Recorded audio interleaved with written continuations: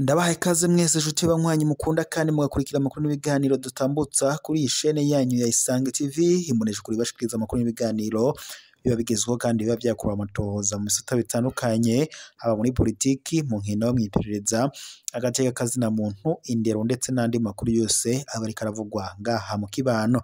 Ndabakengurukiye kandi mwese mudukurikira muri mu micungararo igize igihugu cyacu c'u Burundi. Ndabakengurukiye kandi mwese mudukurikira muri bihugu bibanyi, abadukurikira bari mu makungu ya kure mwese ndabahaye ikaze mu makuru tugira tubashikirize kuri iyi saha, amakuru aba yiriwe aravugwa mu mihingo itandukanye. Ico weho usabwa vyonda sabone na partage, maze amakuru azaragushikira umwanya n'umwanya tuba tumaze kuyashira kuri imbonesha kuri yanyu mukunda cane, imwe rudende ariyo ya Isange TV. Uyu ni umwanya rero w'amakuru agezweho mu Kirundi, amakuru araza gushimikira ku ngingo nkuru zikurikira. Ubwo kwigenekerezo rya 19 Rusama uyu mwaka wa 2025 ku muhingamo, umukuru w'igihugu c'u Burundi Evariste Ndayishimiye yafata ingingo yo guha akaruhuko k'izabukuru umushikiranganje wa mbere w'Uburundi Gervas Ndirakobuca mu gipolisi, aho bivuga ko ngo yamuhaye akaruhuko k'izabukuru ariko atarakwiza imyaka yo kujanwa mu karuhuko k'izabukuru. Ibintu ndetse byanashavuje cane umushikiranganje wa mbere w'Uburundi Gervas Ndirakobuca, akavuga ko ubu ari uburyo bwo gushaka kumutembagaza. Umushikiranganje w'u Burundi Gervas Ndirakobuca ndetse n'umukuru w'igihugu c'u Burundi Evariste Ndayishimiye bamaze iminsi bayinyurana mu butegetsi, aho umukuru w'igihugu c'u Burundi Evariste Ndayishimiye yagiriza umushikiranganje wa mbere w'u Burundi Gervas Ndirakobuca ko afise umugambi wo gutembagaza intwaro ya Evariste Ndayishimiye. Gervas Ndirakobuca avuga ko kuva yagashika mu mabanga yaciye atangura kuboneka nkaho ataco amaze mu mabanga, kuko ububasha bwose yari afise yaciye abwamburwa ubwo umukuru w'igihugu c'u Burundi Evariste Ndayishimiye yabwiraga abashikiranganje ngo mu gihe ho bari ikibazo boja kumwitura baze ngo barishakira cyangwa se ngo bajye baragitura umukuru w'igihugu Evariste Ndayishimiye.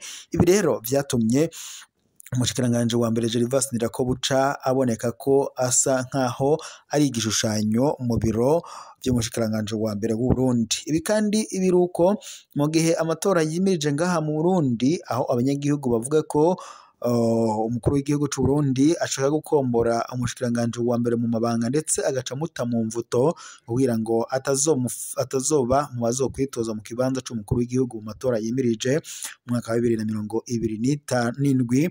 Ibi kandi biruko mu gihe umushikiranganje wa mbere w'u Burundi Gervas Ndirakobuca ndetse n'umunyamabanga mukuru w'umugambwe CNDD FDD Nyeniteka Reverien Ndikuriyo bafise umugambi wo gushaka kwitoza mu kibanza c'umukuru w'igihugu mu matora yimirije, kuko bavuga ko intwaro ya Evariste Ndayishimiye ngirambiye ndetse ngo yamaze gupfukama abanyagihugu mu nda.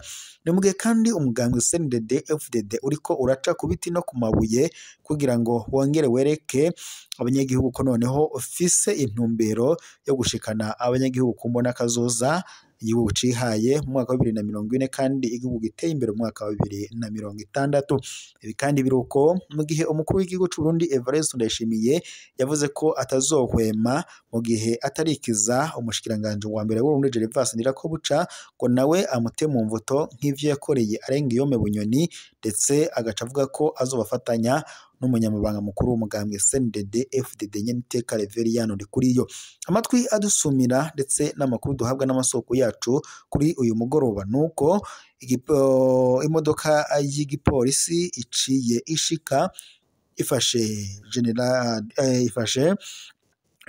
uyu general ndetse cyangwa se uyu mushikiranganje wa mbere w'Uburundi Gervas Ndirakobuca, akaba rero ajanwe mu mvuto nk'uko mubibona ku isanamu mu muduga w'igipolisi. Rero ajanwe mu mvuto, hakaba rero hagiye gusanga uwo yari yasubiriye Arengiyome Bunyoni mu mpimba ngaho Igitega, nk'uko amakuru duhawe n'amasoko yacu abidushikirije kuri uyu mugoroba.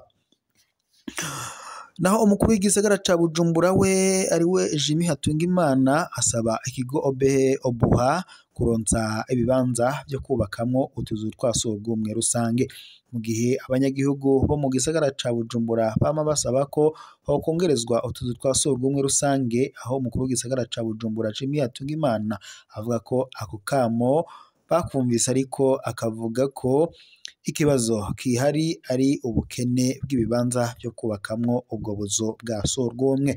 Umukuru w'igisagara ca Bujumbura Jimmy Hatungimana akaba ariko arasaba ikigo Obuha kubaronsa vyihuta ibibanza kuko ngo hasanzwe hari n'amashirahamwe yiyemeje kubaka ubwo buzu bwa surwumwe rusange bwubatse ngo mu buryo bugezweho. Nayo ku kibazo c'amafaranga atozwa n'abafise ubuzu bwa surwumwe rusange mu gisagara ca Bujumbura avuga ko yadugijwe. Jimmy Hatungimana we akavuga ko imbere yo gushinga ibiciro abo bafise ubwo buzu bategerezwa kubimenyesha abajejwe intwaro muri mairie kugira ngo bigire hamwe igiciro corohereza buri wese. Ni mugihe kandi igiciro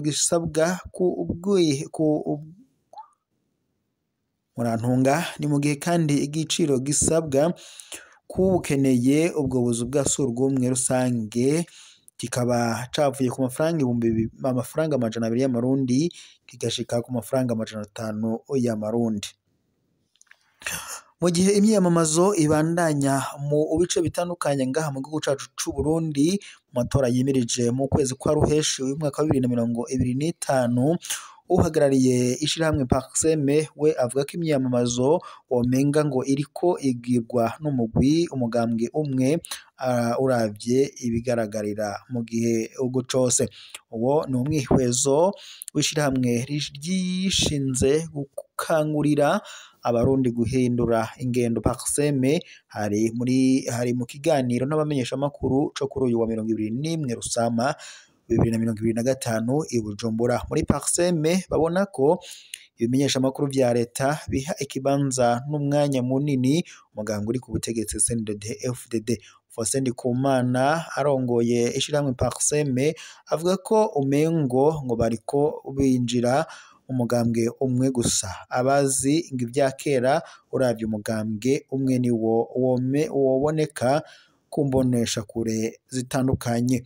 Umengo rero ngo nivyo turiko turasubiramwo mu ibi bihe by'imyiyamamazo. Ngo arongoye Parseme avuga ko icari gihambaye ari uko abo bitoza bakwiye kuja imbere y'abashinyagihugu bagasigura uko bazokurikirana abashikiranganji mu guhangana n'ibibazo bihanze Burundi ndetse n'abarundi hakubesha ngo bazokubaka ibi na biriya kandi hari ibibazo bisanzweho bihanze abanyagihugu. Naho ku kibazo c'intonde zugaye abona ko abiyamamaza bari bakwiye kwerekanwa abanyagihugu bakamenya ibyabaranze n'ico bazobamarira. Faustin Ndikumana avuga kandi ko umushingamateka ava mu mugambwe ariko aserukira abanyagihugu ibitandukanye no gukorera umugambwe. Muri Parseme babona ko imyiyamamazo iriko iraba